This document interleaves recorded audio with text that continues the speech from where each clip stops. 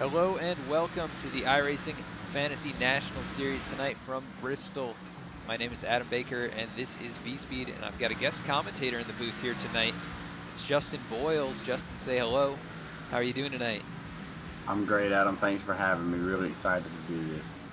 Yeah, and we're excited to have you on board here tonight. It's going to make my job a bit easier like we were just talking about, but should be a good race here tonight at the Coliseum. What are your thoughts going into the race here?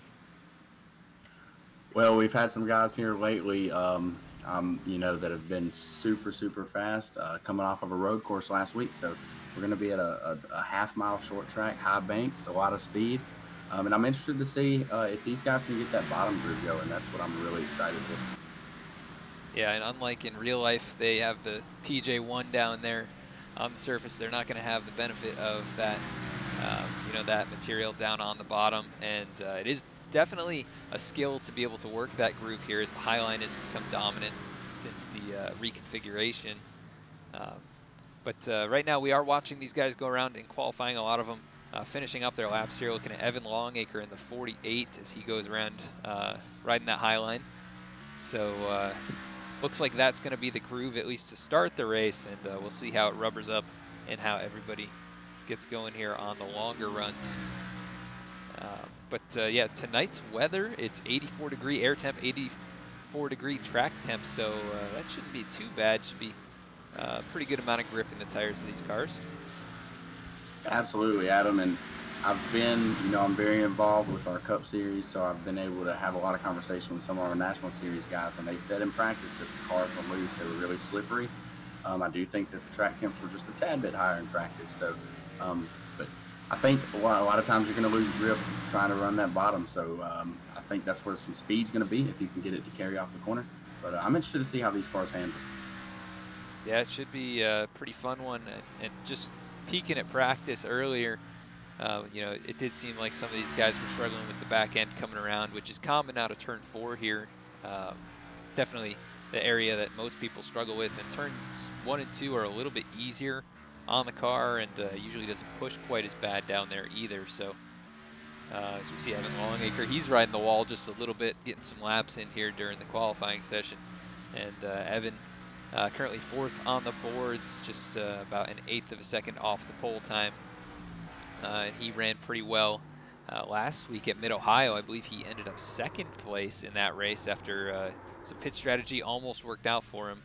So we'll have to see what he can do here as he goes around on the front straightaway. But yeah, once again, we want to give a shout out to our sponsors here tonight.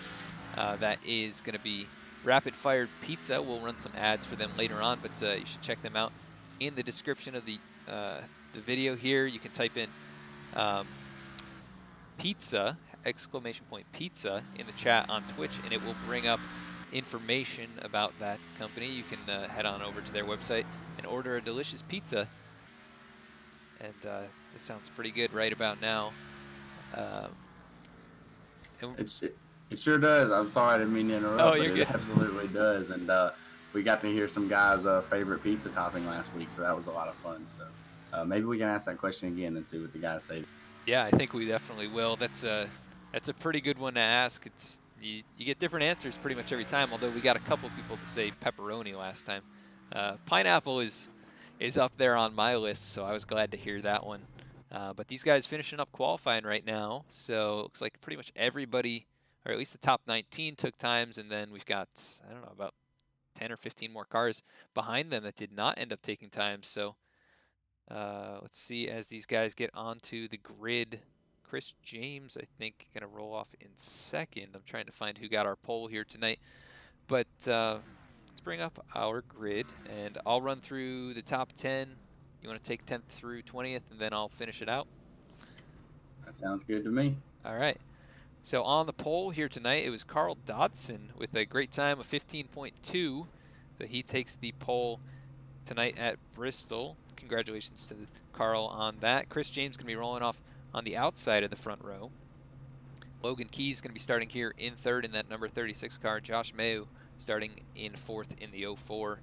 Evan Longacre, after running quite a few qualifying laps there, he ends up 5th on the grid. Grayson Sullivan going to be starting to his outside in 6th.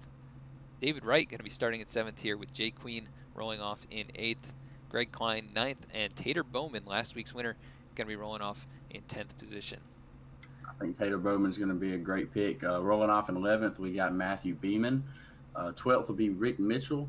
The 14 of Matthew Aubrey will be starting 13th. Cole Early, I think he'll be a pretty good pick tonight. He'll be rolling off 14th. Calvin Vanderhyde, he'll be rolling off in 15th on that bottom groove. Rick Webb will be 16th. Matthew Johnson 17th. And then Adam Westfield, who I think is a pretty good sleeper pick tonight, he'll be rolling off in 18th. David Blackwood in 19th. And Jonathan Hernandez will round out our top 20. Thank you, sir. Richard Springer starting in 21st here tonight, and then Brandon Andrews rolling off in 22nd on the outside. Brian Pizzakemi in that, it's showing 420. I thought he was in a different car. Oh, that was in the Cup Series last week. He was in the 48, I believe, but he's rolling off 23rd here tonight. 24th, Alex Pelican. Dakota Jorgensen starting 25th. Roger Gregory going to be starting in 26th. Justin DeReich starting 27th. TJ Moore in that number 8 car rolling off in 28th. Scotty Brown Jr. going to be rolling off in 29th, and Alex Link rounds out the top 30. And the last few drivers on the field is going to be Eric Fiorello rolling off 31st. Carson Bowers 32nd. Robert Carroll 33rd. Cody Jenkins 34th. Alan English 35th. Dallas Hunt 36th. And Derek Schimmel rounds out the field here in 37th. And I think all of these drivers should have taken the grid. I think I'm seeing all of them out here, so going to be a pretty good sized field tonight, and that will definitely make for some great racing action, and probably a lot of beating and banging. Absolutely, Adam, and I will inform you that all of our triple number guys will not actually be on the grid tonight. That is our race control guys, so we do have a full field for race control, so that's going to be great for us. That works. Yeah, thank you for letting me know about that. I was not aware, but that does make sense. I was like, those guys don't usually run those numbers, or as far as I saw before, they hadn't been running those. But one more lap here under the pace laps, and we'll be taking the green flag this time by, as the lights are off. It's going to be the 7 of Carl Dodson and the 1 of Chris James. Going to get us going here tonight, and I'm looking forward to this. 40 laps in the first stage, 40 laps in the second stage, and then a nice 70-lap run to the end. And hopefully we do most of it under green, but we know how Bristol goes. Pace car lights are off. He's on to pit road. Carl Dodson on the loud pedal now. We are underway here at Bristol for 150 laps in the iRacing Fantasy National Series. I believe the 1 might have jumped the start there just a bit. I think he beat Carl Dodson to the line, so I wonder how race control is going to handle. Yeah, they're still side by side right now. Across the line this time by. Dodson does lead the lap, and we're going to bring our ticker up here so you can follow along with your favorite driver in the race. And the 7 does take the lead. Chris James back to 2nd. I'm not able to hear race control, but if you're able to hear them, let me know if any penalties are issued.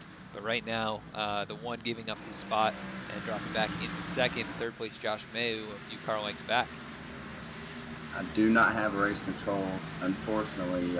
And I'm telling you, I'm watching these guys back here right inside the top 10, back in the 6th, 7th, and 8th position. That's going to involve Tater Bowman. Those guys are going at it side by side still, and we've got to. Yeah, we got a caution. I'm trying to find it. Maybe Justin DeReich is on pit road. No, not involving him. Maybe Carson Bowers. Give me 1 second. Let's try and find this one.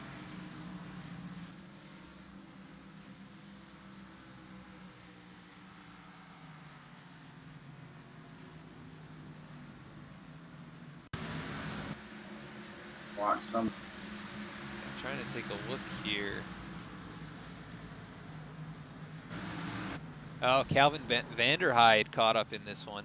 We missed the start of it. Let's go back. And then number 68, he drifts up into the high line, gets a tap from the 47 of Matthew Johnson. And Johnson able to continue on his way, but he had Richard Springer all over his back bumper. So that brings out caution number 1, the 68 of Vanderhyde. Heavy front end damage, and I believe he's still going right now, but that is not going to help his chances here tonight, that's for sure. No, and I do believe that that is going to be a product of what we were talking about pre-race, just trying to get the drive off the bottom, and it's just so hard to get the throttle down as you come off the corner.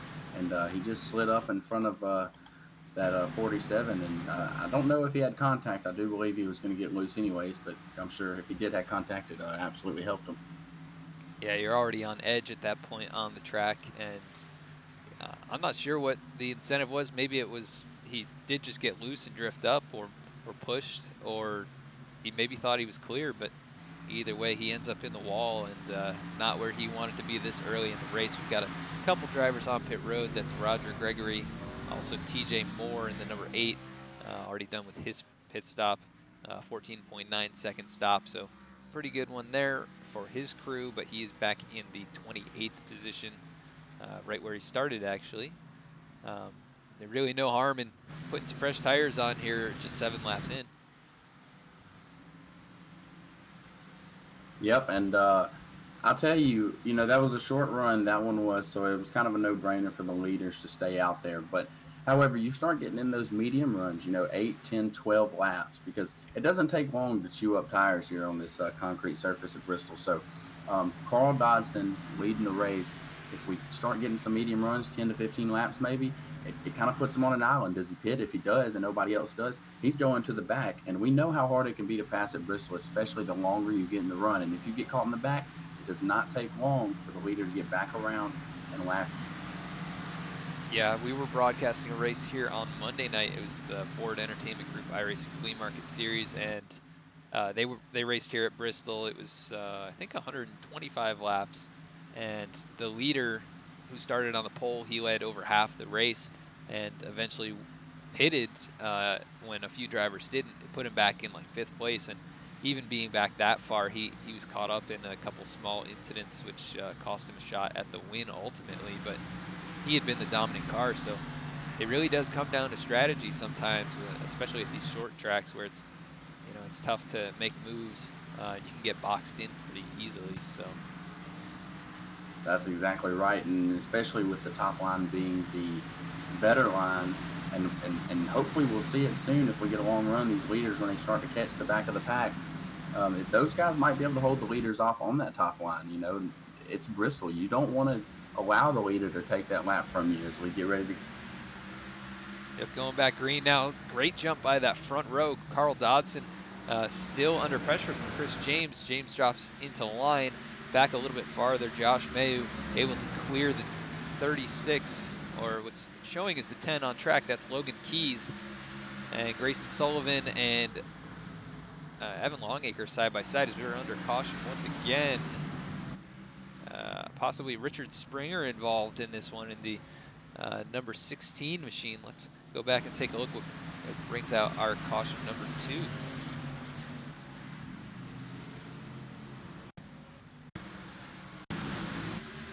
Kind of cuts the nose off the 16. Yep, they're making their way around the corner here. 16 coming up a little bit. 59 didn't quite track out to the wall, but 16 probably thought he was going to, and they end up making contact there on the front straightaway. And that is going to hurt the chances of both of those drivers. That's the 16 of Richard Springer and the 59 of Rick Webb in that Kingsford machine. A lot of times, when these guys are trying to find speed, you want to get as much bite coming off of the corner as you can. So a lot of times you'll kind of see them take a diamond route as they come off the corner, where they'll arch it up to the top through the middle of the corner and then kind of dive it and streamline that straightaway. And I think that has a lot to do with what caused that accident. Yeah, that does seem like what happened. We've got a few drivers on pit road.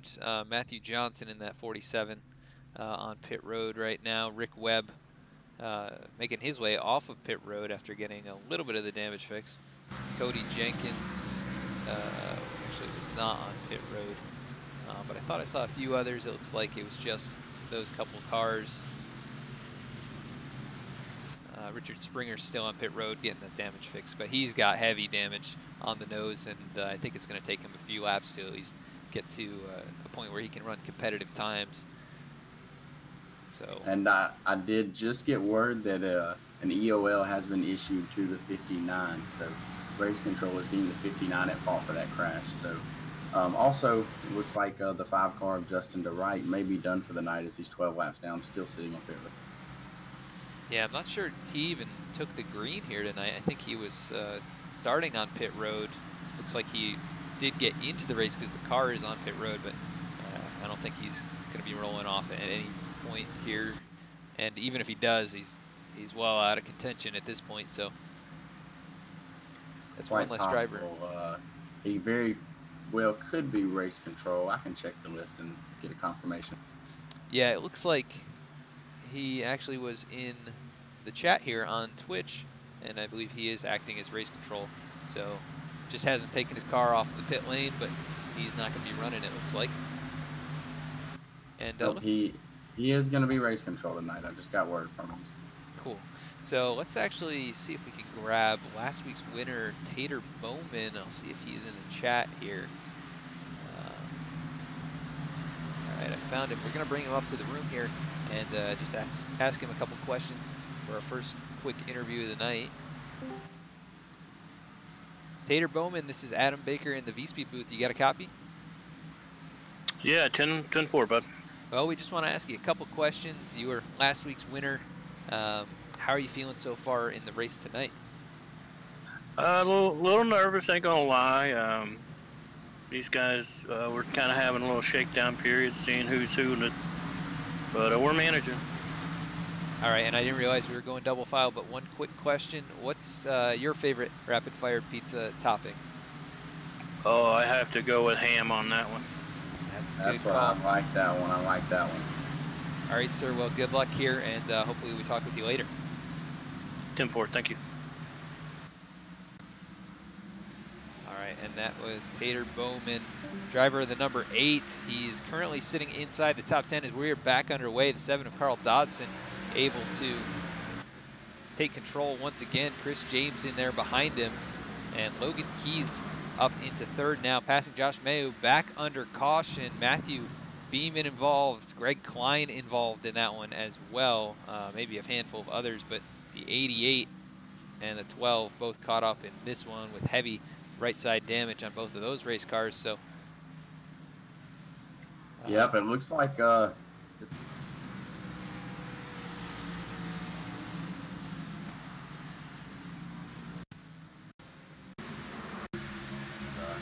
just pinched him into the wall there. Yeah, another quick caution here.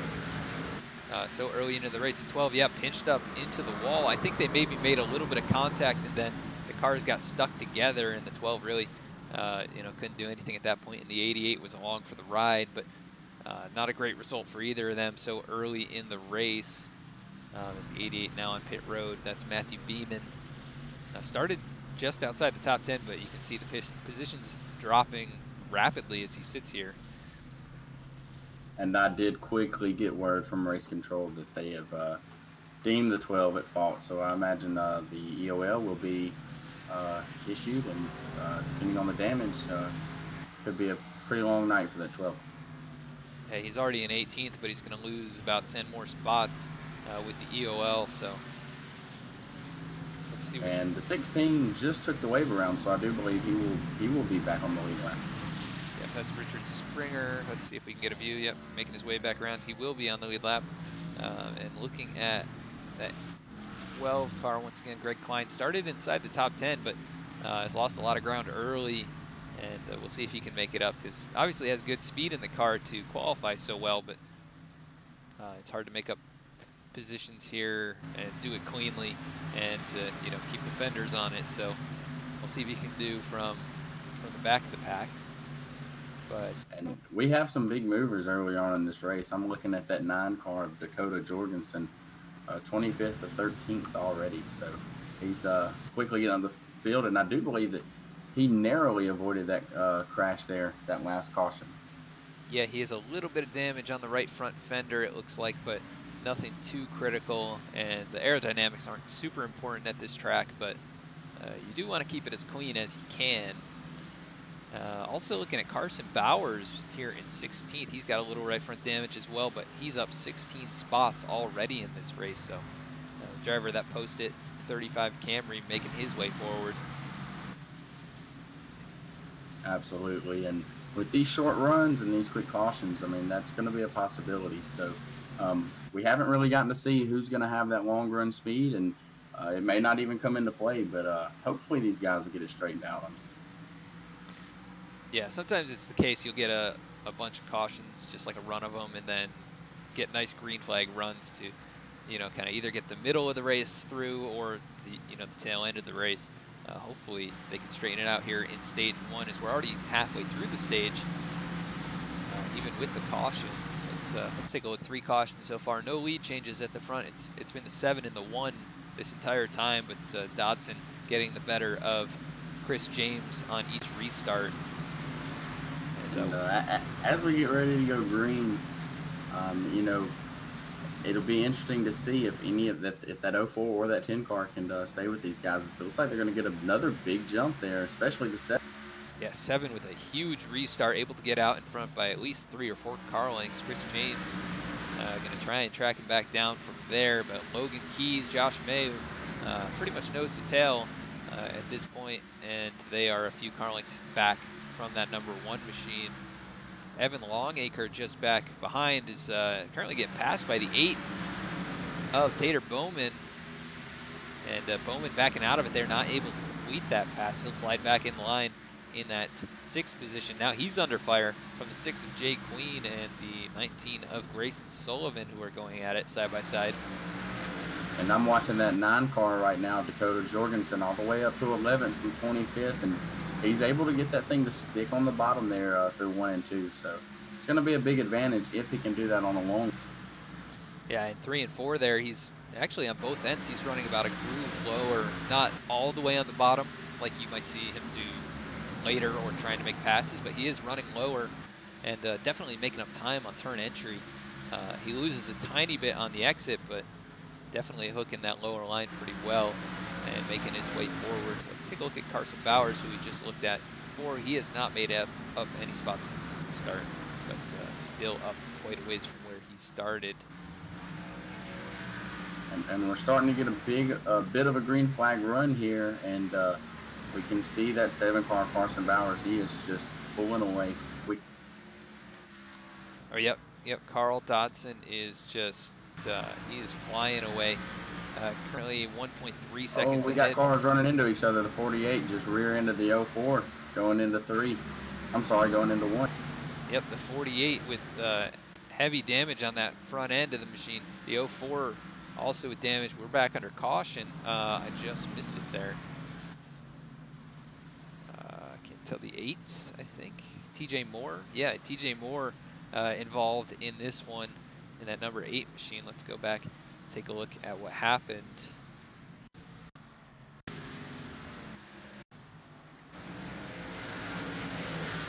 This is TJ Moore, started 28th. He's a lap down now because of this, but looks like he was coming up out of the corner. 38 right there behind him. 8 just loses it all on his own, slams that inside wall back up onto the track, and luckily nobody else got into him, but scary situation there when you bounce all the way across the track, and the leaders were on their way. So luckily nobody got involved. But that's right. And when you come off the corner, and once again we saw him, he was on the bottom, so clearly trying to make up ground. And these tires, they fall off quickly. But when you get sideways like that, you know, it's so tempting to want to get that wheel right quickly. But these cars will snap back into that outside wall just as quickly as they'll go and bounce off that inside wall. So. Yes, sir, indeed. Let's see if anybody makes their way onto pit road this time. Doesn't look like we've got really any takers. It looks like about the top 17 have not pitted at all, and then we've got a handful of drivers behind there that have pitted during different cautions, but most of them have pitted. Derek Schimmel, really the only driver, or Derek Schimmel and Robert Carroll, the only drivers outside of the top 17 that have not pitted, but maybe just trying to conserve some tires here and you know, run at their own pace, try to stay out of trouble. And with these short runs, you know, it may not be a bad strategy. If the leader can't get back around a lap, you know, you can't lose a lap. And we were talking about earlier the pit strategy, and I do believe that the 7 and 1 are kind of playing a cat and mouse game. And you know, if what can wait till the 7 goes in, and maybe he can get the entire field to come with him and have fresh tires, and maybe he can have something for that 7 car. But right now, he's been the class of the field. Yeah, Dodson very quick here tonight. After starting on the pole, he has led every single lap so far. Chris James can stick with him there on the short run, it looks like, but he did start to lose him as that run went on. Evan Longacre, you mentioned, he got into it with Josh Mayu there, both of those cars with heavy damage, but they're sitting inside the top 5. We'll have to see what kind of speed they have left in those machines, as Longacre actually, I don't know if he's got an issue, but he's letting the machine of Tater Bowman right on by, maybe just not paying attention, or I don't actually know what position they ended up in during the caution. Maybe they're trying to figure that out. Yep, and I actually went back and found that incident with the 04. Just looks like the 04 got sideways as he went into the corner, and he had to walk it up into the wall, and the 48 just had nowhere to go, caved in his back bumper. That was on lap 29, and Tater Bowman was able to, he was right behind that. He was actually able to stay out of that, so that's going to be huge for Tater Bowman. And we just had a car turn hard left into the inside wall. I'm not sure who that was. That was, yeah, I can't tell. TJ Moore, no. It was a 10 on the car, but it's not Tater Bowman. I'm not sure if, did you see that? I did not. I actually was not live at the time I was watching that incident with the 48. Oh, yeah, the 10. I'm not sure who that is. Logan Keys, showing as the 36 on our scoring, but under caution, just steering issue, whether it's a steering wheel or, you know, a sim issue, but that car heavily damaged. I think he actually towed it to pit road. No, he did stay out, but he's going to be at the back of the field, and heavy damage on that car after he was up inside the top 10. So that's going to shake things up just a little bit as Carl Dodson, once again with Chris James to the outside, they get it going. Dodson, once again, another great start, but caution flag still showing here. I don't know if it's a delayed start, possibly.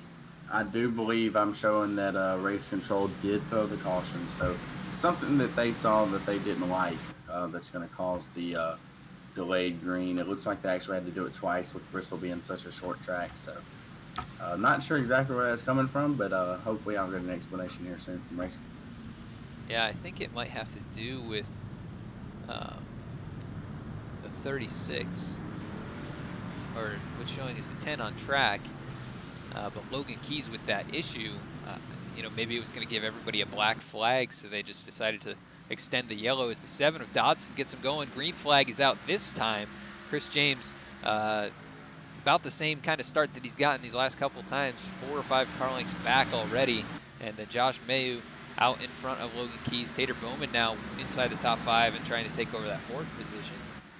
And I can tell you that that was the reason that they threw the caution. I believe they were trying to avoid some black flags. As we have another one. Yeah, I'm trying to see who this one was.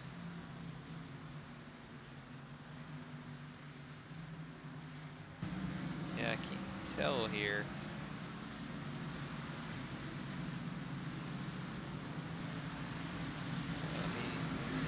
Let me run our caution screen and we'll go try and find it.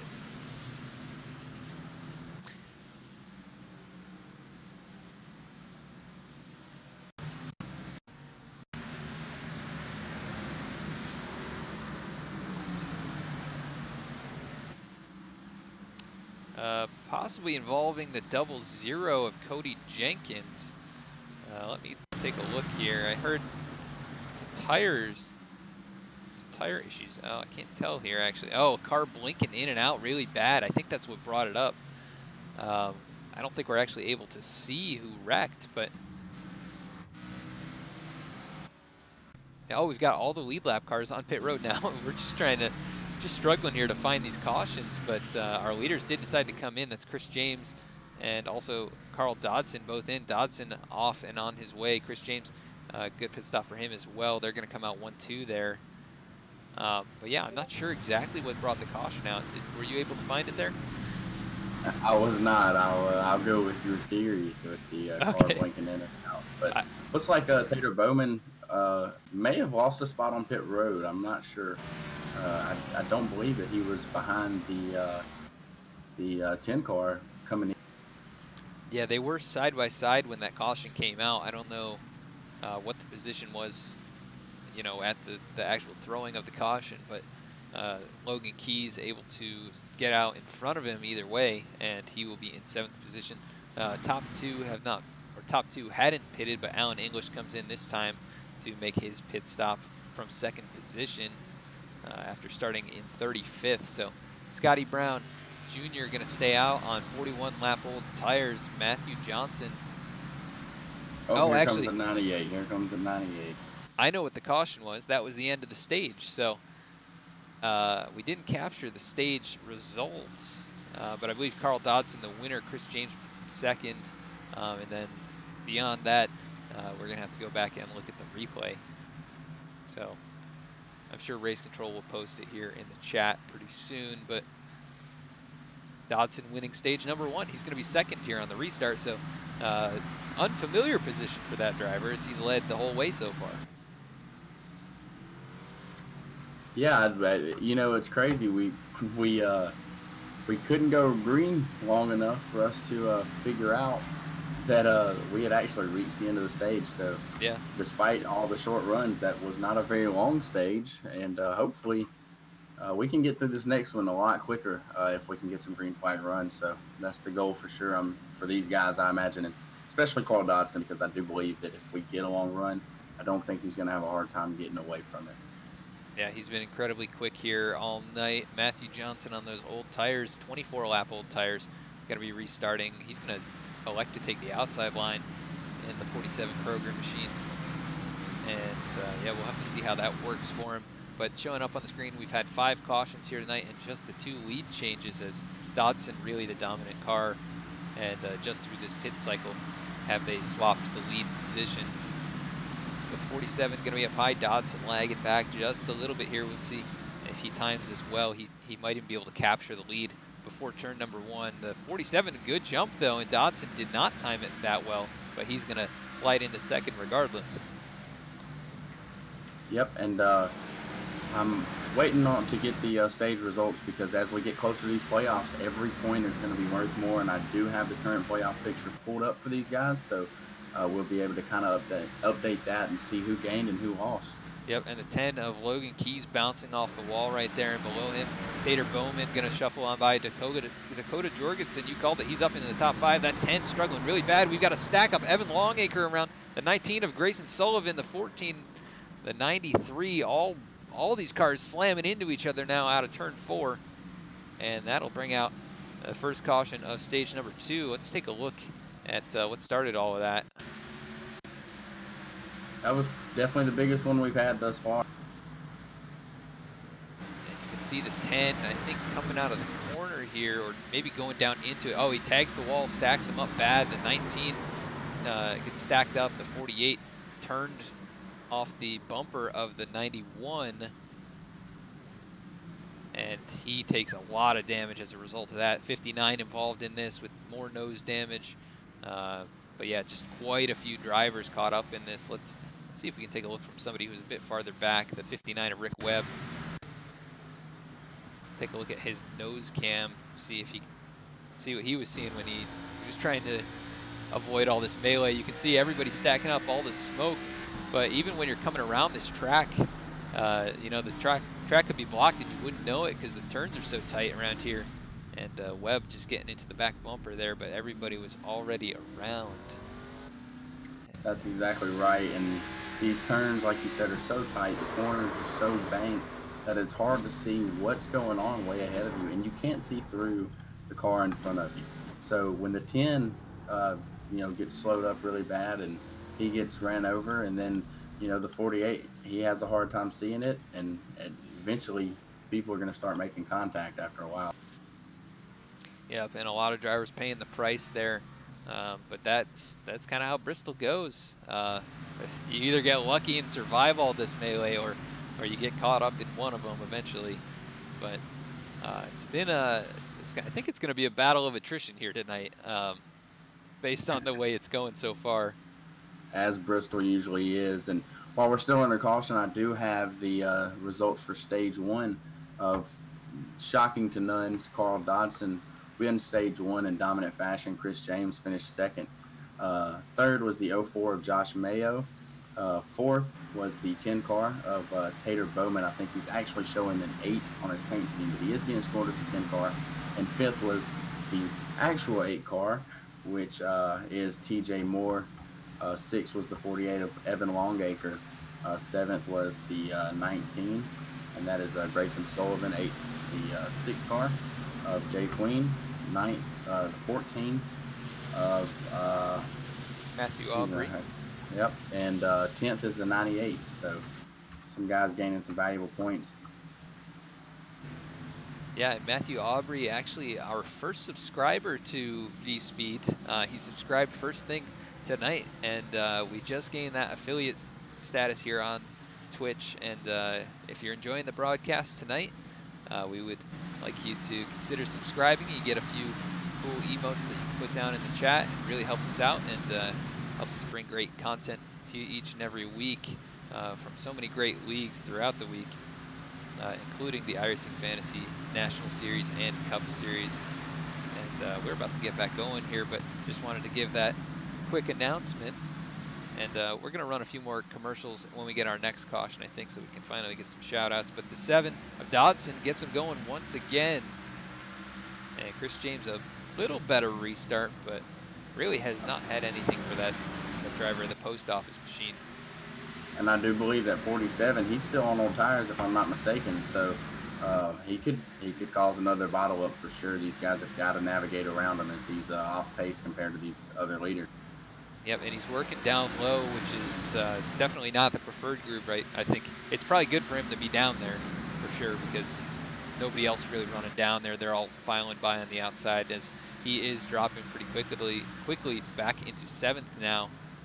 That's except Dakota Jorgensen. Wow, that was close, and he is running that bottom. So there's usually somebody that's going to get held up by him as he finally goes to the top to let him by. But Dakota Jorgensen, I believe, lost 2 or 3 spots there on that restart, and now he's having a tough time getting around.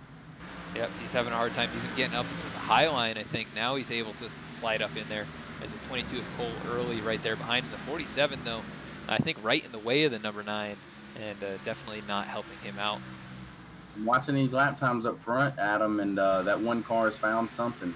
He found something in that car as the sun's starting to go down, or is all the way down now. As he was a little bit faster, and we're going to get another caution right. Oh, big stack up here on the back straightaway involving the 93, 35, 8, 91, 12. Oh, I thought that was an actual race car. That was just the pace car, luckily, that was flying in there. But that puts us back under caution. Let's go take a look at what happened. But once again, involving quite a few drivers.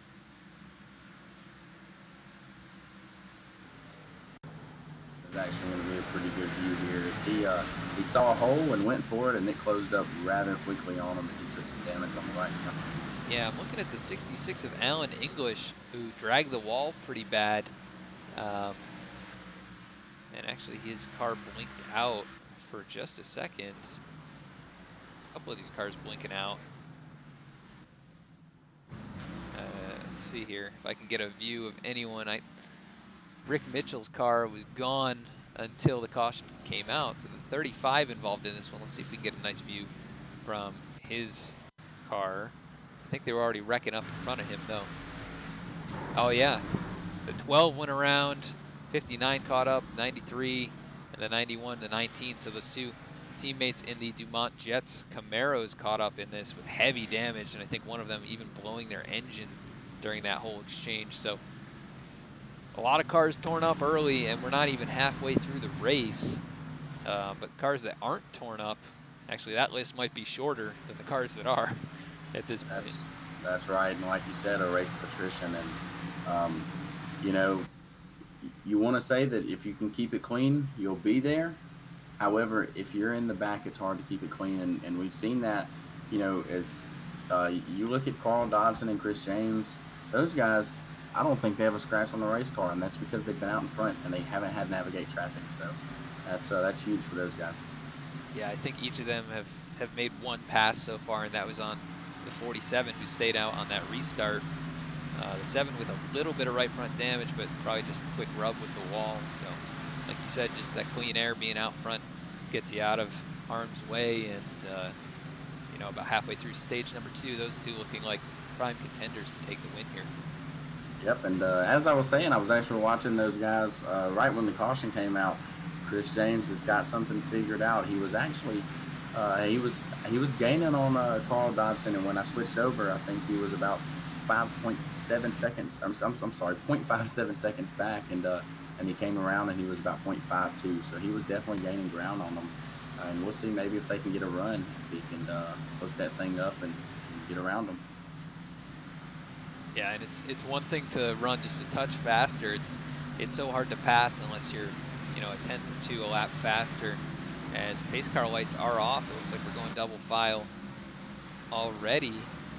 And so quick cautions here tonight. Yep, that's one good thing about Bristol is you don't, you know, even if you have to pace a lot, they're not very long, but just kind of relevancy in the point standings right now. Chris James is locked into the playoffs, and along with Roger Gregory. However, Carl Dodson is not locked in. Now, he is 140 points above the cutoff line, so I don't think he's in any danger at all, but that win would be huge. And even maybe give him some playoff points and give him a chance to possibly get the regular season championship as we get ready to go green. And a great start once again by Dodson.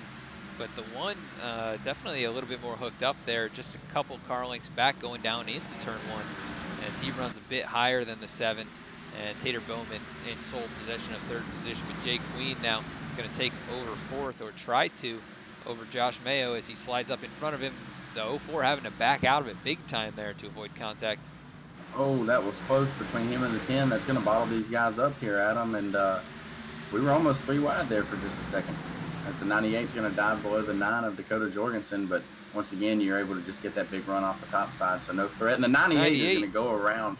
Yep, that is Scotty Brown Jr. That brings out another caution here. He just lost it all on its own as we actually had the camera on him when it happened. So let's go quickly back to the replay. As he's down below the 9 here of Dakota Jorgensen, but just not able to hook it up on the exit of the corner, and nose first. Heavy contact with the inside wall, and he goes around. Luckily, doesn't slide up too far back into the racing groove, but he does get it rolling once again. I don't think he's a lap down, but not where he wanted to be, as we're not even halfway through. Yep, and I believe that's actually the 2nd major incident he's been in, and unfortunately, you know, he was stuck on the bottom, and we talked about how tough it is to get the throttle down coming off of turn 4, especially on the bottom. And you have people on your outside, and you know, you're trying to push that car, just see what you can get out of it, because you don't want to lose too many spots, and just sometimes you get into it a little too hard and you went around. Yeah, you got to be so patient on that throttle, and obviously didn't wait long enough to get back onto it. But he's going to be at the back of the pack now, all the way back here. Let's see what position he ended up. And we have a comment. Somebody says go 13, so that's Derek Schimmel. He's running 12th, so yeah, we'll try to follow along with him. Yep, up from 37th, so he has made his way forward quietly, and the car looks pretty good from where I can see, and that bright pink and yellow machine. So doing a good job so far. Definitely stands out. Yeah, that's for sure. I know when I paint my race cars, I always like to paint them like a bright orange, or, you know, some type of color. Like the V-Speed red here is a nice bright kind of almost pinkish red, and it really stands out from the crowd. So if you ever go back and watch broadcasts, you can very easily see your own car and you know, see what you're doing out on track in relation to everybody else. That's a great strategy. I might need to implore that one, as usually the coverage I've been getting here over the last 3 weeks in our Cup Series that runs on Saturday nights is usually me somehow wrecking. So hopefully we can end that tomorrow night. Yeah, and even if you do wreck it, at least the car will look good doing it, you know, with a good paint scheme. That's right. And you captured an awesome save I had last week at Michigan, so that was a lot of fun. I was really glad that you got that one on the broadcast, but unfortunately ended early. So hopefully our race, maybe we can get some more green flag runs and have a little better luck tomorrow night than some of these guys have had. But it's definitely, as we take these laps away, you know, we're coming to the end of stage 2 here shortly, so 10 laps goes by pretty quick under green.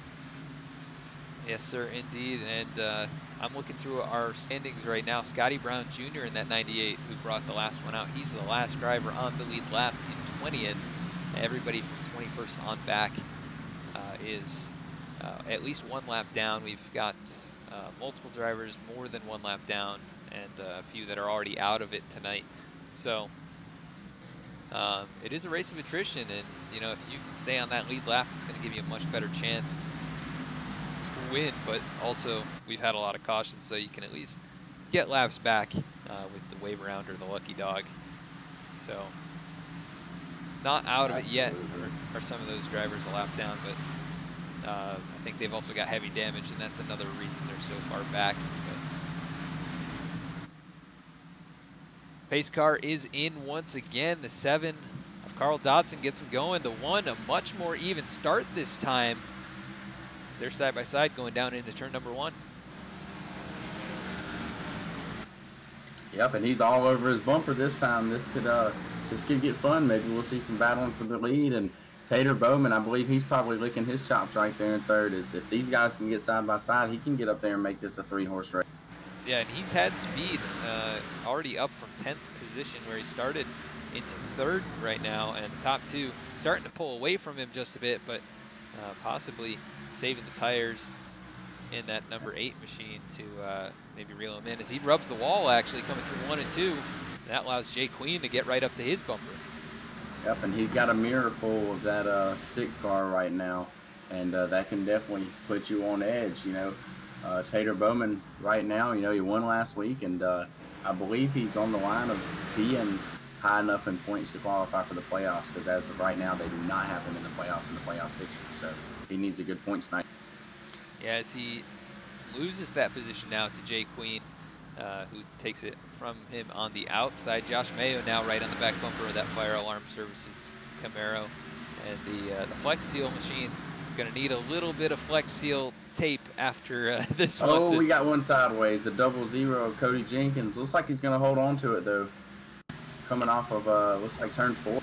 Yeah, I'm going to take a look back here. Yeah, really sideways on entry. Drifts all the way around. Oh, the 98 spun. He's turned. He's going to save it as well, coming off 2. Oh, we got another one into the end of the pit road barrier. That's the 68 of Calvin Vanderhyde. He's stuck in the barrels, backs it up, but sitting on the apron right now.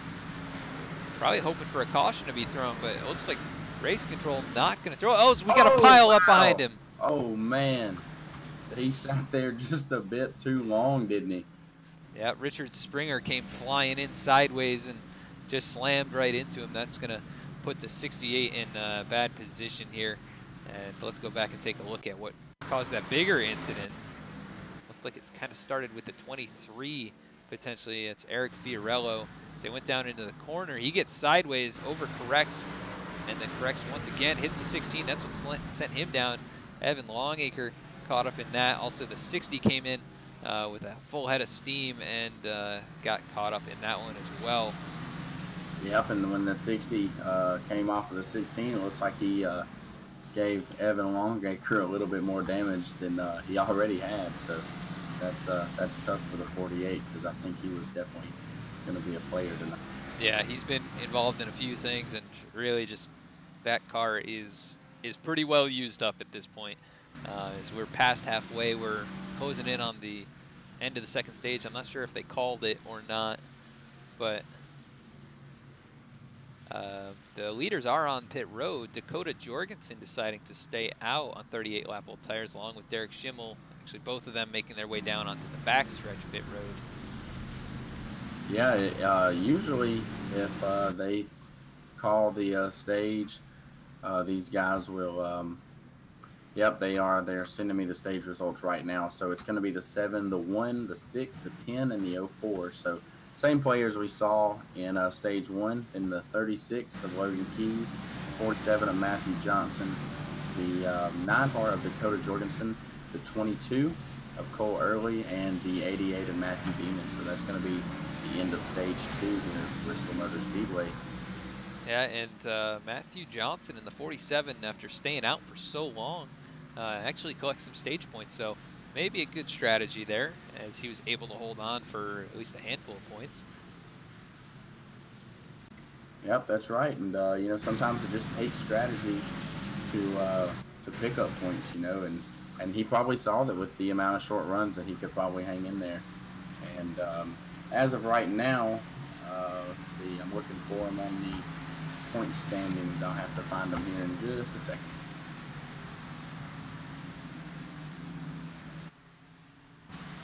And while you're looking for that, I'm actually going to bring up one of our sponsors here. That is Shorba's iRacing Paints. Want to give a big shout out to those guys for being the associate sponsor of tonight's race. You can type in exclamation point Shorba on Twitch, and that will bring up the command to send you over to the Facebook page. And you can find some great paint schemes done by Jacob over there.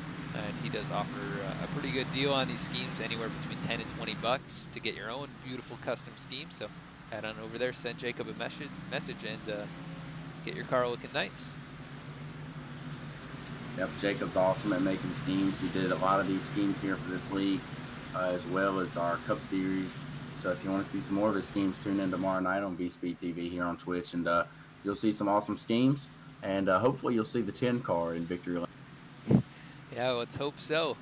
I think there's a paint scheme of the week competition here as well, and it looks like it's Adam Westfield's Auto Care Ford Mustang, that 60 car we saw involved in that last caution. Let's see where he is on the field right now. That is a nice paint scheme. The purple, pink, black, really good looking car here tonight, and it's not too much damage, but definitely not pristine as it was at the start of the race. Yep, and unfortunately he's sitting 2 laps down, and I was actually just checking out our playoff picture, and Adam Westfield is actually 10 points back of the cutoff line, so I'm sure he's looking to get these laps back. Yeah, currently 23rd on the standings right now. The 7, not a great restart, and it looks like the one of Chris James, a really good jump there. He's still side by side coming out of turn 2, gets the nose along the right rear quarter panel as the 7 of Dodson really drifting it in on entry, and the 1 trying to cut down early, but he's gonna have to slip into second place for now. Tater Bowman right there behind him, but the 1 has found something. Like you said, he's definitely more competitive than he was in the early going here tonight. Yep, and as I sit here and watch the cockpit cam of that 7, he does still look like he has all 4 of those tires underneath him, so I don't think he's struggling with handling. So maybe he's just found a little extra. Yeah, it looked like he sent it in really low in that, I think it was turn number 3, and the car kind of drifted out from underneath, but not to the point where he was out of control, and definitely doing a good job, but he does have a bit more right front damage, maybe tagged the wall there a couple laps ago, as that right front pretty crinkled compared to the 1 behind him. Yep, and look at Matthew Johnson. He's hanging in there in 6 right now, even with that, he's got the front end crinkled, the rear end crinkled, and probably the sides too, if I could see him. So he's hanging in there, though, as Matthew Aubrey right now is clean to the top 10, but he's got quite a distance up to 9th place. Yeah, that's a huge gap from Schimmel back to Aubrey's. We're back under caution. It looks like Cody Jenkins in the 00 Haas machine. He's the one caught up in this. So let's go back and take a look at the replay for this one. Looks like it was all by himself. Yep, just coming out of turn 4, like we said. That's the trouble area on this track. Slams the inside wall head on. Luckily, everybody stays out of it. Really close call for a couple of those drivers. I'm not sure who that was. Absolutely, and yeah, I'm watching this cockpit view, and it just looks like he put a little too much throttle. Yeah, it's so easy for those back tires to come out from underneath with the transition from the steep banking to that less steep banking on the straightaway. That transition really upsets these race cars. Just unlucky there with that. But he has continued on his way. I don't know if he's a lap down. Looks like he is still out there on the lead lap. So that's exactly right. And the man Junior Motorsports sure is performing tonight with that 7, 1, the 9, and the 8. And you know what, Adam, I would like to talk to Carl Dodson for just a minute. I think we could have a pretty good conversation. Yeah, let's bring him up here. Let me see if I can find him here. All right, and then number 7 machine And we have Carl Dodson in the booth. Justin, he's with you. Carl, you got a copy, buddy? I surely do. And you have led a lot of laps tonight, but that one seemed to have found something. Your teammate right there in your mirror. Early on, you were able to pull away from him. Not so much here lately. Is the handling going away, or has he just found a little bit extra? No, I like to give him something to hope for, and really just allow him to get close, and then I crush his dreams later. I hear you, man. I watched your cockpit view a little bit. It looks like you've got all 4 tires underneath you pretty well. Have you seen any handling issues that we haven't caught on the broadcast? The one thing that I've noticed is a lot of these cars are having issues coming off the turns low. If they try to go low and they haven't dialed in their setup, it ends up being a little bit of a loose condition. But really, everybody at my Gen X Junior Motorsports and this USPS website car has really been dialed in tonight, and I'm looking forward to putting on a good show for the rest of the race. That's awesome, man, and you've put on a heck of a show so far. Paint scheme looks great out front, and unfortunately spent a good bit of time behind that pace car, but maybe we can get a run in. But real quick before we let you go, what is your favorite rapid fire pizza topping? Pineapple and ham, because it makes people triggered and it gets them all riled up, and I love to hear them. And it's delicious. That's right. I was just going to say those are probably my 2 favorite combinations. And I'm glad nobody said anchovies yet. So good luck, Carl, and we'll be watching.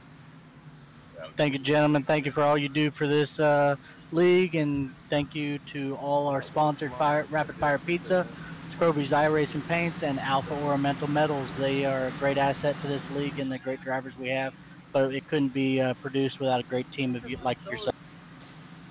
Awesome, sir. Well, thanks for the time. Good luck out there. We'll hope to catch up with you later.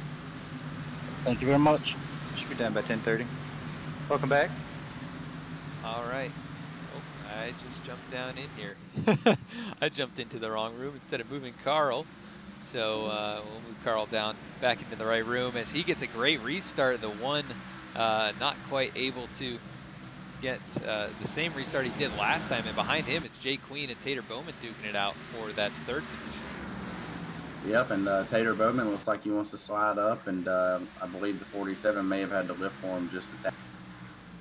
Yeah, Matthew Johnson inside the top 5 in that machine after pulling the strategy there in stage number 2. He has held on nicely and maybe even has a bit of speed as he gets a bit loose on entry there, trying to chase down 4th and 3rd position. Yep, and I'm actually back here eyeballing the 88 and the 04 right now. That 88's trying to make the bottom groove work, but it looks like that handling's going away, and he's going to lose another position to 14 to Matthew Aubrey if he can't get that thing back to the top. Yeah, that 88 really beat up. Here's the 14 of Aubrey working his way right on past. And Aubrey up into 8th position now after starting in 13th, so he has survived somewhat, still damaged, but making the most out of it for sure, and up a handful of positions is the 38 now down low. That's Roger Gregory, 1 lap down in 18th position. He's letting these guys by. Yep, and the 1, he's still tracking at 7 up here, up front, leading the pack, and you know, you kind of start looking at strategy here. Like I said earlier, the 1 has a win, so he's locked into the playoffs. The 7 does not. So I wonder how much he's willing to use up his teammate in that 7 car and try to go for the win, or maybe want to help his Junior Motorsports teammate get into the play. Yeah, and the question is, how do the tires hold up on both of these race cars as the run goes on, now that we're at least a handful of laps in without a caution? The 7's still looking pretty good. The 1, I have seen a couple wiggles out of the back end of that race car, but he is not really losing ground right now. Caution once again, though, not going to allow us to find out. And trying to figure out where it is.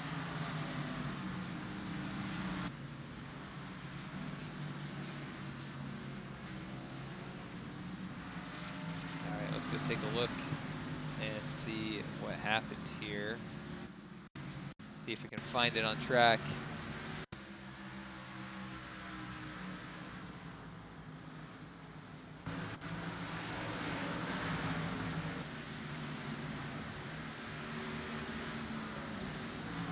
There really not sure what brought this one out. We've had some cars blinking in and out, and so, you know, maybe server issues, maybe there was another reason the race through a caution, but I am not seeing it on track. Are you seeing anything out there, Justin?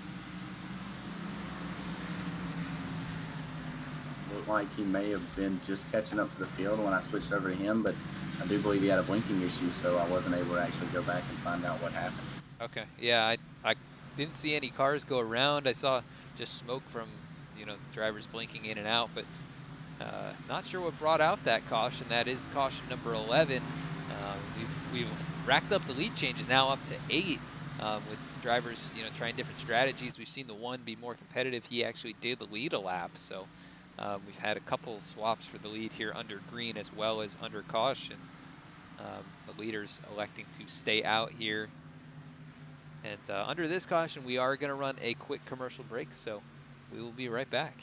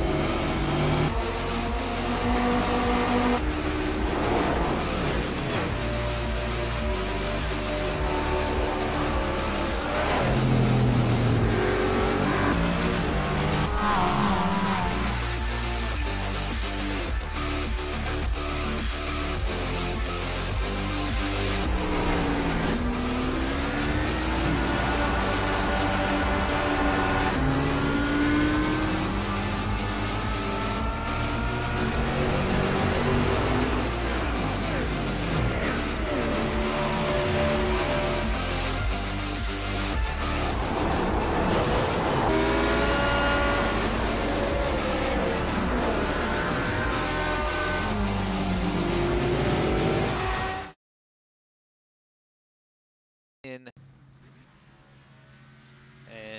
we are back under green. Let's go back to the front of the field. Carl Dodson gets him back going here. The one of Chris James.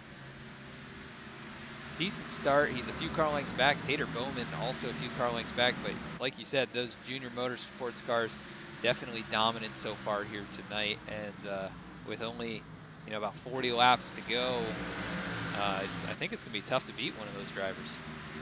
That's right, and you know they've kept it clean, and I think majority of the field has not, unfortunately. So if anybody can get to them, it'll be interesting to see if they have enough or if they've used up their race.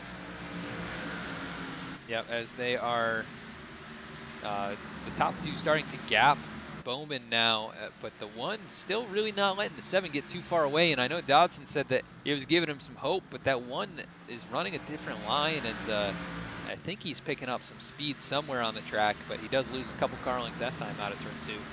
Yep, and we've got a great battle going on right now for that 5th position, 5th, 6th, 7th, 8th. 4 cars there, 2 by 2 as they come across the line, and they've been that way for about 2 laps now. Yep, all 4 under a blanket here as they come out of turn 2. The 10 up on the high line, and the 04 of Josh Mayo trying to pull that pass off, not able to get back by, but the 88 drifts up, almost makes contact with Matthew Johnson in the 47. But yep, they keep the 10 looks like he's going to scrape the wall there just a tad, and that's going to allow the 04 to complete the pass. So good racing here, good side-by-side racing, and the 04 was able to not lose it on the bottom and still carry enough speed to beat somebody who was riding that top line. So he may have something figured out right. Yeah, this 10 machine, he's really beat up, but I have seen that car wiggle really badly on turn entry, so he is struggling with grip here as this run continues. The 47 is all over the back bumper, and I think he's going to make a move here in a couple laps. Yep, and then back out front, it looks like Carl Dodson is he's pulling away again. He's got it opened up by almost half a second right now on his teammate Chris James. Yeah, Chris James now moving up to the same line, so obviously either thinks he's burning up the right front, running a little bit lower, or just not finding the speed that he likes down there. It's the 7. You can see how well that car cuts down the track, but caution out once again. And that's Evan Longacre and Cole Early involved in this one. That's an easy one to find. Let's go back and take a look at this replay. The 48 went down low on the 22, and then coming up out of the corner, Longacre drifts up into that Money Lion Mustang, and they both slide down to the inside wall. Yeah, that's exactly right. And it looks like the 22 was trying to keep the 48 pin down there because, you know, you can stop his momentum, but unfortunately for the 22, the calculated risk you take is you're hoping that the guy underneath you is willing to let up and not door slam you. So that's a tough deal for both these guys. And the 48, man, he's just had a tough night tonight. Yeah, it's been a really rough night for the driver of the Rapid Fired Pizza Machine. And Cole Early kind of been running in this top 15 for most of the race, and he is going to lose a few spots because of that. Both of them still on the lead lap, luckily. But the 22 is going to come down pit road here and try and get some of that damage repaired, and hopefully, you know, get whatever competitive speed out of that car he can. It's up at the front. Looks like the 7's going to pit, I do believe. Yep, Chris James and Carl Dodson both making their way down pit road. That leaves Matthew Johnson, Matthew Beeman, Derek Schimmel making his way down now, but Rick Webb staying out on track, as well as many lap cars.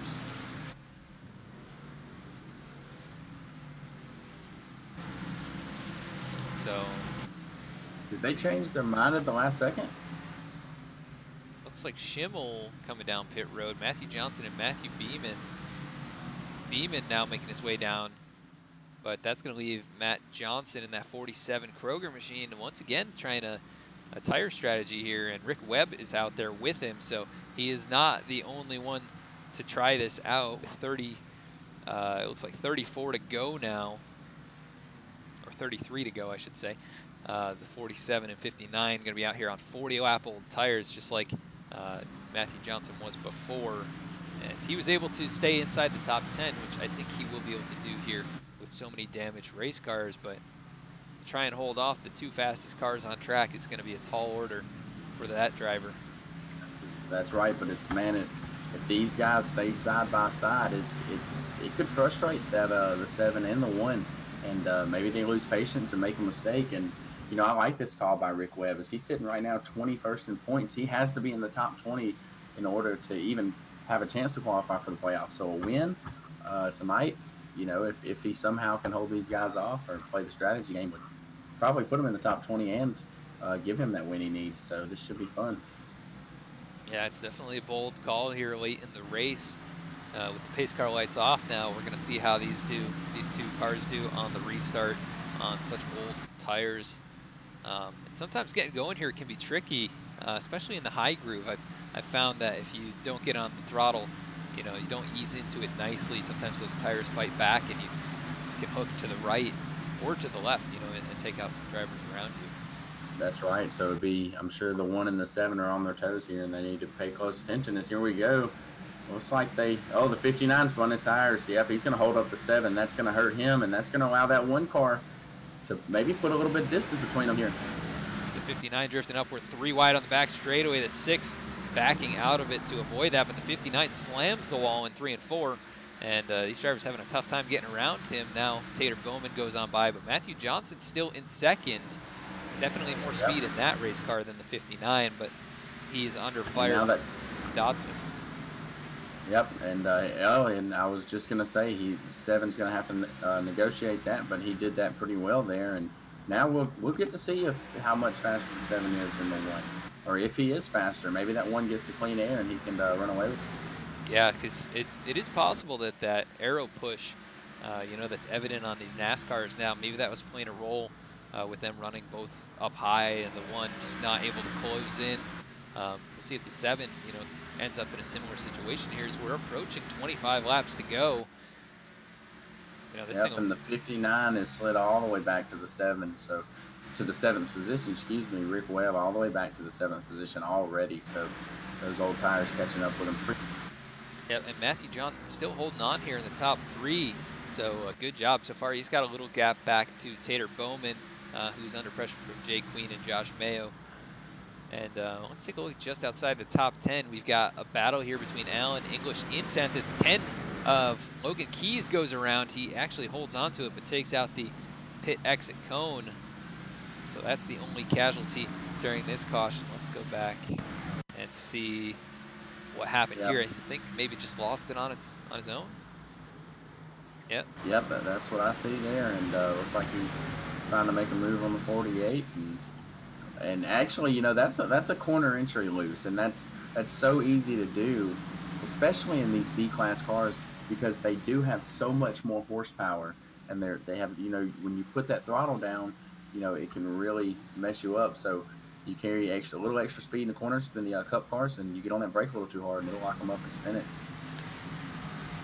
Yeah, just on the brakes too hard, and yep, loses there. He does do a good job saving it, so you know, that's one positive to take from that. He didn't wreck the race car any more than it's already been damaged, but that's going to allow Carl Dodson now to have a pretty close shot at Chris James on this restart, and they're both on 11-lap old tires. Matthew Johnson in 3rd here on 50-lap old tires.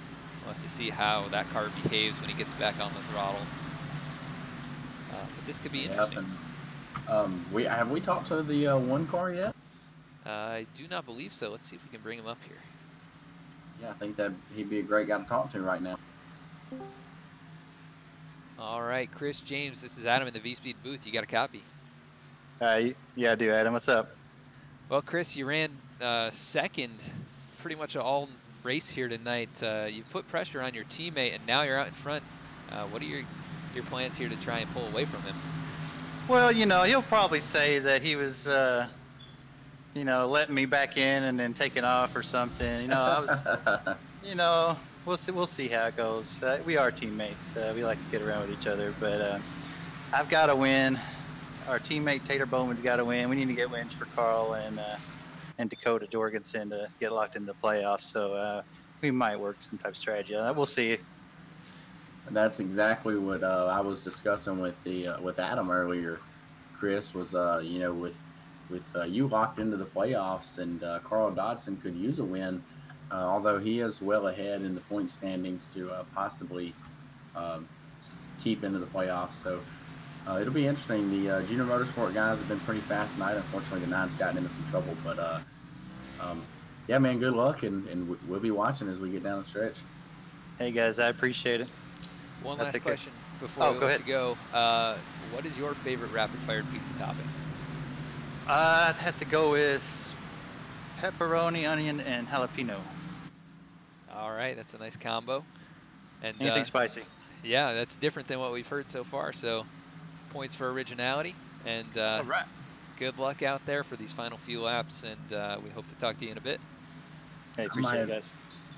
I might order me a rapid fire pizza with jalapeno on it after this race. You guys are starting to make me crazy. There you go. You'll enjoy it, I'm sure. All right. Good luck, Chris. Thanks for the time. All right. Thank you. All right. That was. I'm sorry. Real quick before we go green, I did just get word from race control that the 22 was given his lap back due to iRacing improperly scoring him improperly scoring him behind. So. Obviously, race control saw something that was incorrect, so the 22 will keep his lap. He'll be the last car on the lead. All right, yeah, 19 cars on the lead lap. Green flag back out. The 1 car of Chris James, a pretty decent restart, able to get a 2-car length gap over that 7 machine of Carl Dodson, and right behind them, their teammate Tater Bowman able to take that position away from Matthew Johnson, who's out here on very old Goodyears. Down below, it's Jay Queen now putting pressure to try and take over that 4th position, but Johnson doing a great job up high and able to hold on. Oh, the 7 got sideways there just for a second. He held on to it, but he definitely got sideways. Yep, and his teammate right up on his back bumper now. It's a JR Motorsports trio at the top 3, all battling out for the win here in these last 20 laps. And going back to the 47 real quick, I do not see him in the cumulative point standing, so this might be his first race tonight in this league. I'm not quite sure. And he's pulled some good strategy so far, currently running in the top 5 after starting back in 17th, and he has led 5 laps tonight, so he's been a contender at least in his potential debut here. So up at the front though, Chris James is under fire. Carl Dodson has not been able to get to the bumper yet, but he hasn't let him get away, so one maybe looking in the mirror a little bit now with just 15 laps to go this next time by. We got these guys bottling up off the corner. And we've got to. Oh, caution! Yep. Looks like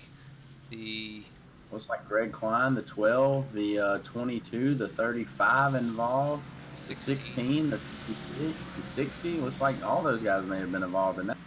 Yeah, let's try and find that 16 machine. That is Richard Springer. I think he was going pretty slow at the end, so probably heavily involved in that one. Let's go back here.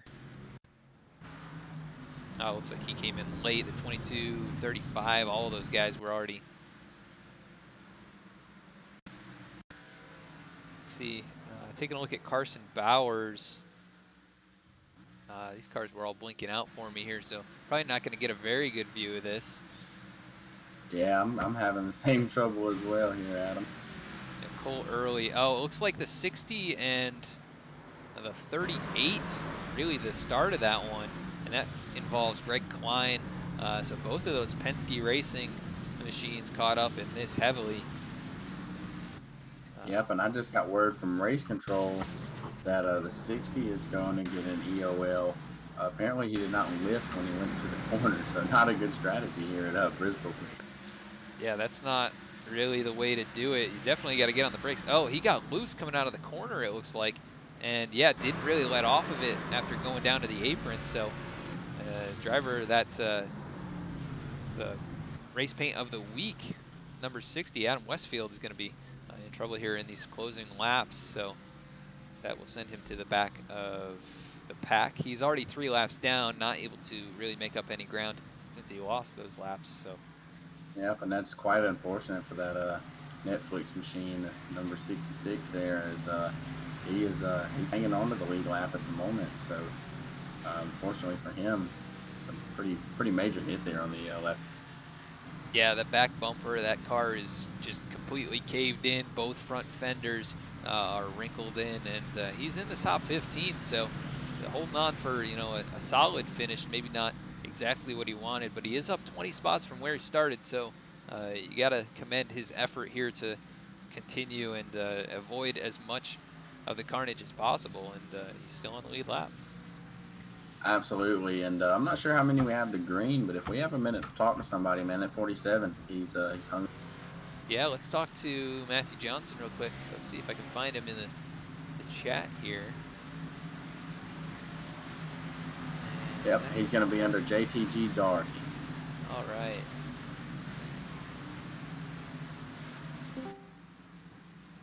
Matthew Johnson, this is Adam in the VSP booth. You got a copy? Yeah, I got you, bud. How you doing, man? Good. And you're doing a pretty good job out there yourself. Currently running in the top 5. You've pulled some strategy here tonight. How's the race car handling for you? The car's good. I just need to go green a little bit longer than what we're doing right now. The tires is not really an issue right now. Like I said, I just need to go green here to lead. All right, 10-4 on that. One quick question. You're about to go green, but what is your favorite rapid-fired pizza topping? Pepperoni and onion. All right, second one in a row. Good luck here, and we hope to talk to you soon. 10-4, bud. All right, driver, that number 47, Matthew Johnson.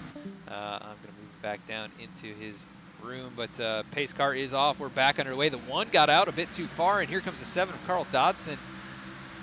Now up on the outside line as they're side-by-side down through turns 1 and 2. Less than 10 to go. The battle is on for the lead.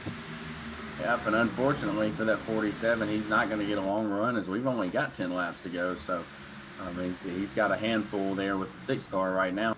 But Carl Dodson, meanwhile, takes over the lead once again. Chris James going to have to fight for his life to get back there, and we're back under caution. Evan Longacre once again caught up in another incident here, so really rough night for the drivers. He gets nailed on the front end of that race car by the 66 of Alan English, who we just talked about. Yeah, I'm not exactly sure what the 66 saw, or it looks like he was getting ready to pit. I think that's exactly what happened. The 66 was getting ready to pit. Pit road closed on him, and he didn't want to get a black flag and turned out real quick. And unfortunately, the hole that he saw closed up pretty quick. Yeah, 48 getting turned here by the 19. The 9 gets caught up in it just a little bit. Everybody else able to slip on by. Yeah, the 48 started to go back up, and then he started driving back down, but 66 was coming, and they definitely made some heavy contact, nose to nose there. They're both continuing on their way. I don't know how that 48 car is still running after all it's been through tonight, but you got to commend the crew on that team to keep that thing alive for as long as it's been damaged. Absolutely, and not just alive, but somehow miraculously still in the lead lap. So, you know, we're getting a little bit of a taste of, you know, if you can just stay on the lead lap, you can come out of here with a decent finish. So he's 17th right now, and after qualifying 5th, I'm sure it's not the night he wanted, but you know, it could be much worse, that's for sure. As I just got word that the 19 car did get an EOL for causing that accident, so 19 car will be going to the back of the line.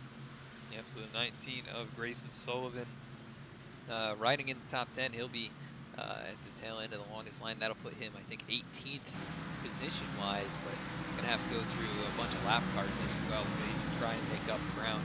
And with these laps running out, it's probably going to be tough. But Carl Dodson, he's in control here for this last restart, and that car has just been so good tonight. Able to drive past Chris James on that last restart, and I think he's going to be able to hold on here. What are your thoughts? I'd have to agree with you. I don't think the one's going to challenge him too hard. I think the one, he pretty much made it clear that while not saying there was collusion going on, but I believe there's going to be some collusion here, and I think the one is not going to test him too hard. So along with that 8, so those junior motorsport guys, they're going to be quite difficult to get around, especially for that 47 or that 6. Yeah, 47 on such old tires. I think he's really not a threat. But he has had good speed even with the old tires, so we'll have to see if he's got anything left in those good years to try and make a charge. But I think you're right. 7 probably my choice for the win here, but we should ask the audience or the fans out tonight, what are your thoughts on who's going to win tonight? Comment down below in the chat, and you know, we'll try and highlight whoever you choose, but it's probably going to be somebody here in the top 5 is what I'm thinking.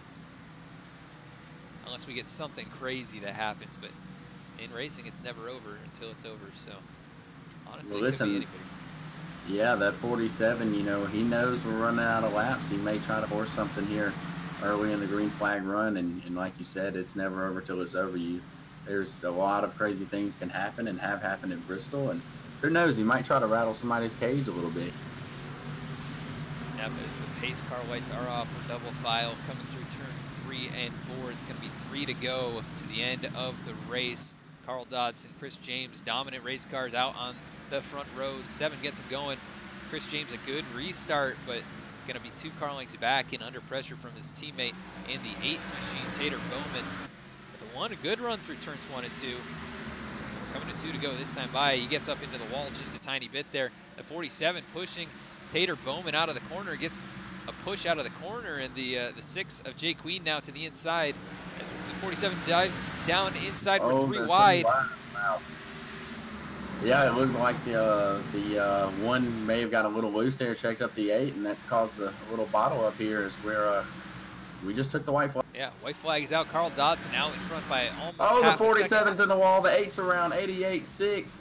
The 04 is going to barely get through. 47 keeps on going. Tater Bowman spun back around, heavily involved. Carl Dodson going to take the victory here with Chris James coming through in second. Matthew Johnson He held on for fourth. He got through it and held on for fourth, I believe, is where he's going to wind up being scored. Yep. The 04 out of nowhere, in fact, finishes a spot better than he qualified. Look at that 9-car Dakota Jorgensen in fifth. So he had trouble all night, was in mid-pack. Rick Webb, the 59, we talked about him needing points. He finished seventh. Some great runs by these guys to close it out and capture some positions with the melee there on the final lap. But Carl Dodson going to come away your winner here tonight. And interesting race, battle of attrition here tonight. And we're going to cut to commercial break and talk with our top 3 finishers.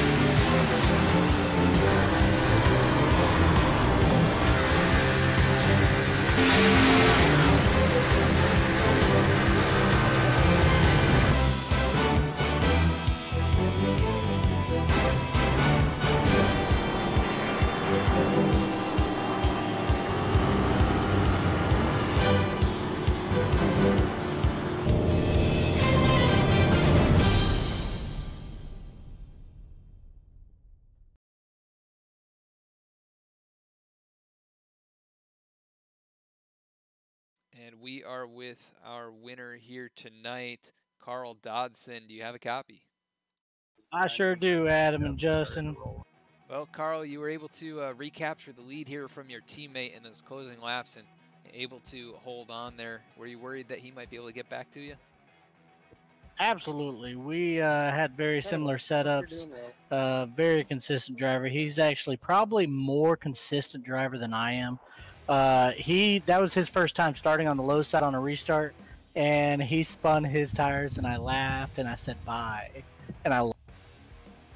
Yeah, you definitely had that thing hooked up here tonight. Really, no issues. I think Justin, you said at one point that he got a little bit sideways, but I didn't even catch it on the broadcast. So, as far as the viewers and fans saw, it looked like your car was pretty much perfect out there. The car was really good. I do have to thank my teammates, Tater, Dakota, Tate, and Chris James. They've worked on the setup all week in Junior Motorsports. All 4 of us drivers really try to help each other through the week and provide a great show for our fans and our sponsors. But I did get loose that one time that Justin saw. I drove it in deep, tapped the brake, and I had a little bit too much rear bias set in it for that turn, and it got sideways completely. And I thought I was going to take Chris out, but I would have made sure I spun it before I took out my teammate. Yeah, and I mean, you definitely put on a show here. You weren't in the lead the whole race, but it sure seemed like it. 118 laps led after starting on the pole. So just a dominating race, and you know, you had those couple scares, but you know, ultimately you were able to get back out in front, and I'm sure you felt pretty confident in that car underneath you. Yeah, our setup team over at Gen X Racing helps us with setups all week long.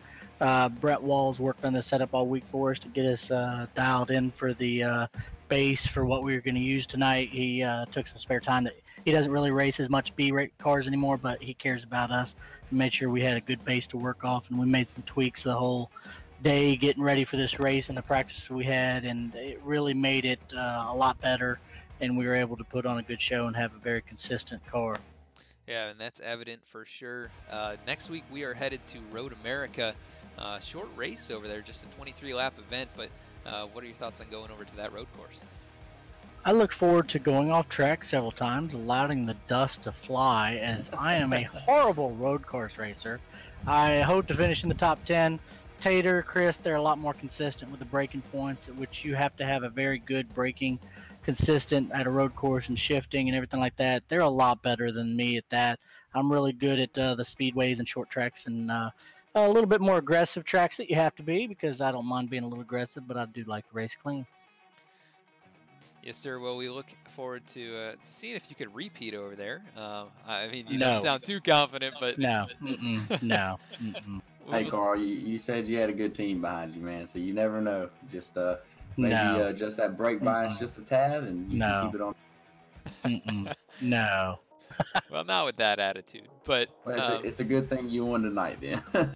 Yes, sir. And, you know, I really appreciate V-Speed coming over here, giving the attention to this league.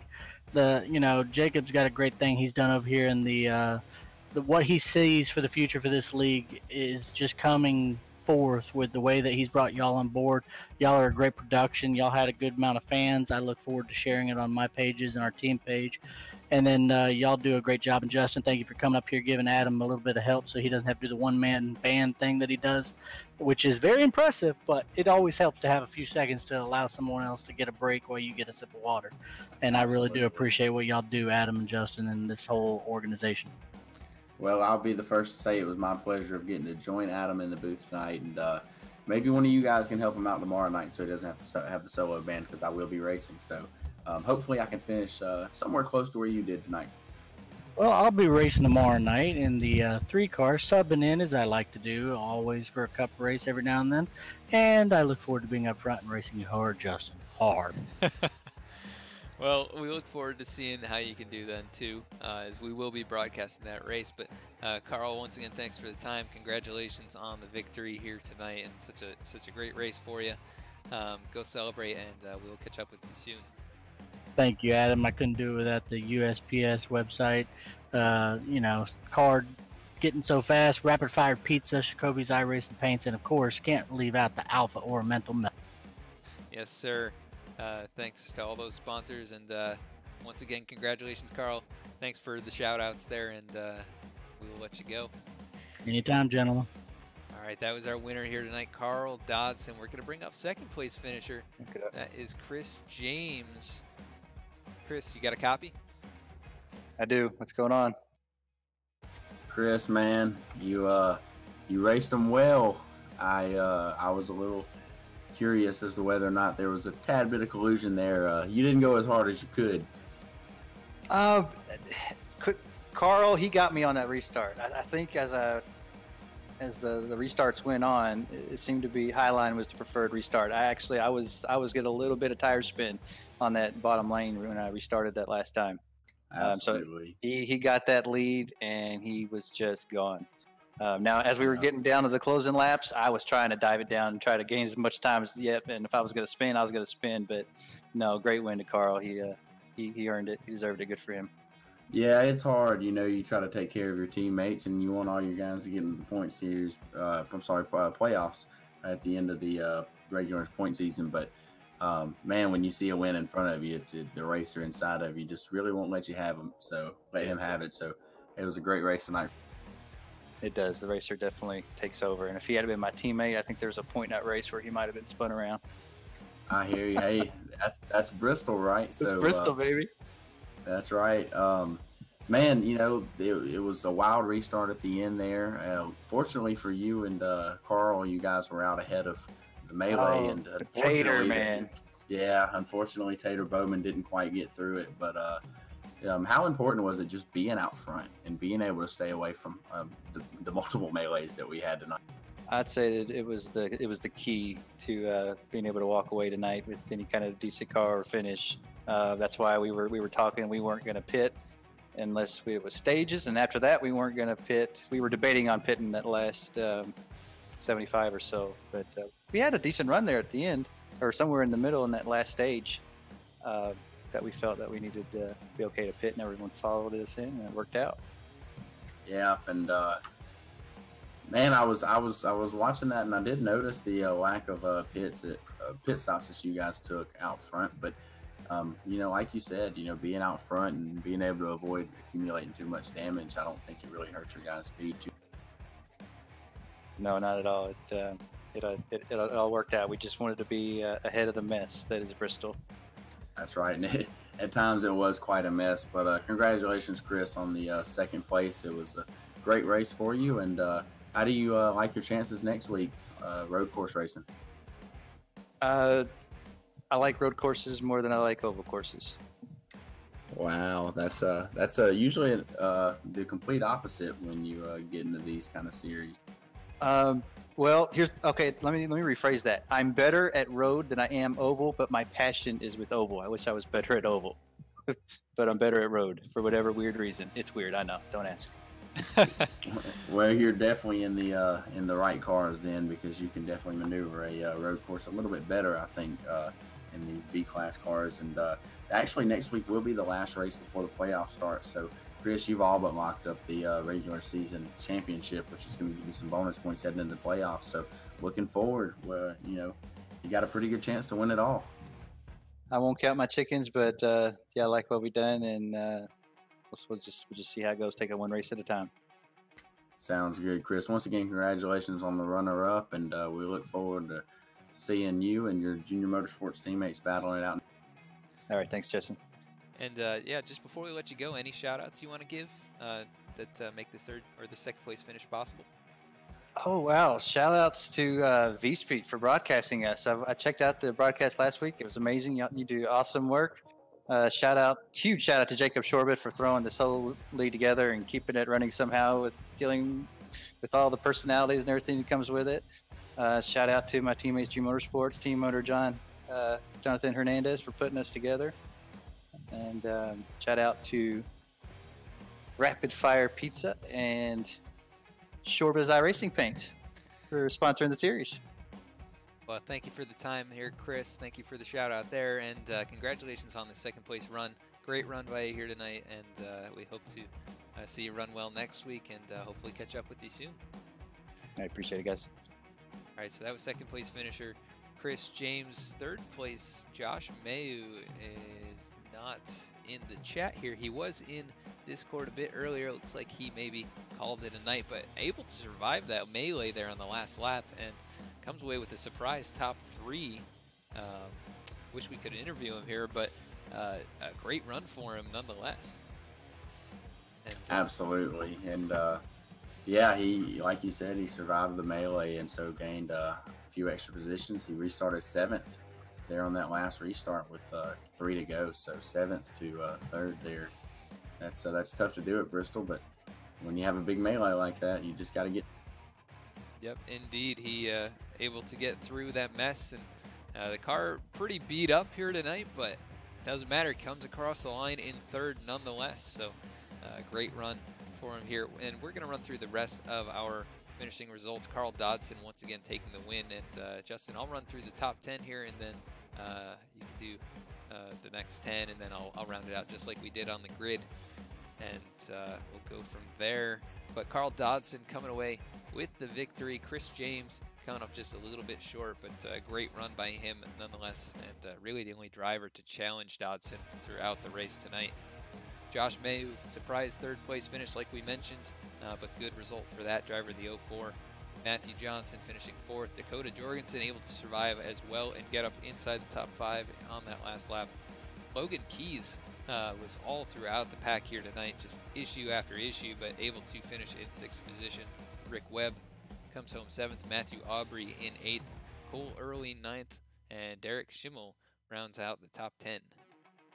Yep, and my driver to watch, Taylor Bowman, unfortunately didn't quite get through that melee there at the end, and he's going to finish 11th, so probably pretty disappointing after running 3rd all night long. And behind him was the 00 of Cody Jenkins, and we saw him have multiple problems, so, you know, these guys just stuck with it and got a decent finish out of it. I'm sorry, that was 12th of Cody Jenkins. I think I said 11th, and 13th was Eric Fiorello. And that's a great finish for him, being that he was the last car in the playoffs coming into tonight, 6 points above the cutoff line. 14th was Matthew Beeman. 15th, Jay Queen, who we also saw up front for a lot of the night, and I believe, unfortunately, he got caught up as well. 16th, Grayson Sullivan, and then first car lap down, who we also saw a lot of in the broadcast, was Evan Longacre. 18th, Greg Klein. 19th, Roger Gregory, and 20th, Alan English. So that's going to do the top 20. Rick Mitchell coming home in 21st. Adam Westfield 22nd. Carson Bowers 23rd. David Wright 24th. Scotty Brown Jr. 25th. Richard Springer coming home in 26th. Robert Carroll 27th. 28th, Calvin Vanderhyde, who we saw catch the end of pit road there. TJ Moore 29th. And Justin DeReich, looks like last driver on the field, but I think he only took 1 lap in tonight's race and then went to do race admin duties. He finishes out in 30th and last driver to take the grid here tonight. So quite a race tonight, and Carl Dodson able to come out on top in this race of attrition. And we want to thank you so much for tuning in on V-Speed. We were live tonight on Twitch, and we will be live pretty much exclusively on Twitch from now on. You can see replays of the races on YouTube. We'll be posting those over there about 24 to 48 hours after the live stream. So if you didn't catch all of it tonight and you wanted to go back and watch the rest of it, you can either watch it here on Twitch or you can watch it over on YouTube in the race replay. You can also find us on Facebook, where we announce each and every race that we're going to be bringing to you throughout the week, including races from the iRacing Fantasy National Series and Cup Series. So head on over there, give us a like, and stay in touch with us, and see what we're doing throughout the week. And if you enjoyed tonight's race on Twitch, we are now affiliates on Twitch, and you can subscribe and get some awesome emotes and kind of become a premium member here with us. And it helps us out a lot if you're able to do that. And Amazon Prime, if you've got that, you can actually get a free subscription to use towards Twitch Prime. And so you can even use that here if you enjoyed the broadcast that much. Justin, thank you so much for your help here tonight. It was definitely helpful for you to be out here with me and give me a couple breaks from talking. So thank you so much for the time. And before we go, any of your thoughts on the race tonight? Oh man, first of all, I want to thank you for having me, and I hope we can do this again soon. Man, tonight's race, it was a lot going on. You put this many cars on such a small track, and people are going to run out of room. And we saw some handling issues, and which kind of surprised me, because all the experience I have in the B cars, I tend to be tight in them. So we saw some loose race cars and some different lines, different strategies, and that's what racing's all about. 47, for example, I think it's pretty safe to say that coming in, he wasn't one of the faster guys, but he played strategy right and hung in there and comes out with the top 5. So Bristol can be a great strategy event for anybody. So I'm looking forward to tomorrow's night's race, and hopefully we get some more of the same. Yes, sir, and that's a great segue. Tomorrow night we'll be bringing you the Alpha Ornamental Medals Bristol 250. That's going to be the iRacing Fantasy Cup Series, so stay tuned for that race tomorrow. Going to be the same time, 8:30 p.m. Eastern, right here on Twitch on V-Speed. So thank you once again, everyone, for tuning in here tonight, and until next time, have a great night.